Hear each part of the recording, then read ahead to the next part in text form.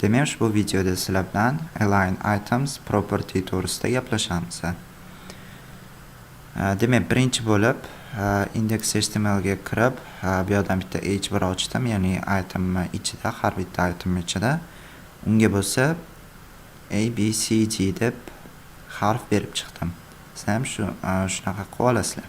Ya'ni bugungi shu o'tadigan mavzuyimizga tegishli bo'lganligi uchun ham yozib oldim. Hop, style CSSga o'tamiz. Demak, align items. Biz justify content ko'rgan edik, ya'ni gorizontal chiziqda itemlarga ta'sir o'tkazardi. Align items ham xuddi shunaqa, faqat vertikalga ta'sir o'tkazadi. Demak, agar biz align items flex start deb yozadigan bo'lsak, bu default ko'rinishi, ya'ni o'z holida qoladi. Lekin agar biz unga end beradigan bo'lsak, pastga tushadi, ya'ni vertikal chiziqda ta'sir o'tkazadi. Keyin xuddi justify contentda bo'lgani kabi bunda ham center mavjud, ya'ni o'z nomi bilan vertikal chiziqda o'rtasiga olib keladi. Saqlab ko'radigan bo'lsak, mana o'rtasiga olib keldi. Bizda bundan tashqari yana ikkita qiymat bor: stretch va baseline. Hop, birinchi stretchdan boshlaymiz. Agar men bu yerga stretch deb yozadigan bo'lsam, ko'ramiz, hech narsa o'zgarmayapti. Sababi stretch ishlatilish maqsadi, demak, konteyner bilan uni ichidagi itemlar bir xil heightga ega bo'ladi, ya'ni konteynerlar heightini oladi. Shuning uchun ham demak biz itemga height bergan edik, buni olib tashlaymiz.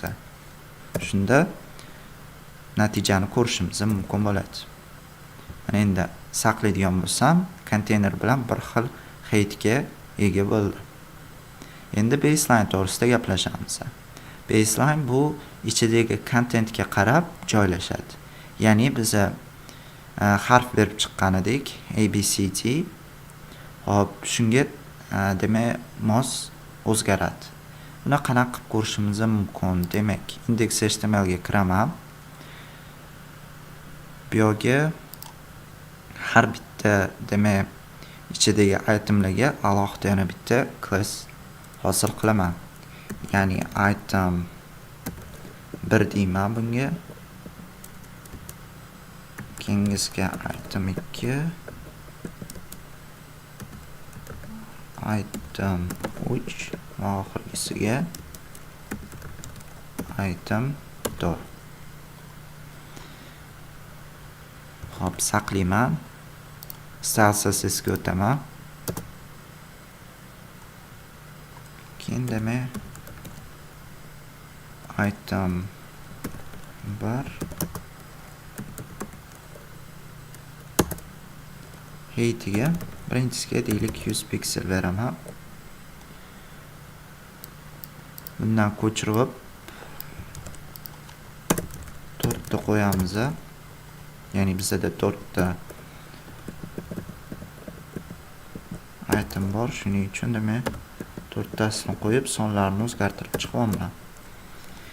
Keyin deylik ikkinchisiga heightiga 110 piksel beramiz. Keyingisiga deylik padding beramiz. Misol uchun 20 pikselga 10 piksel. Keyingisiga bo'lsa padding height emas, font size beramiz. Misol uchun 30 piksel.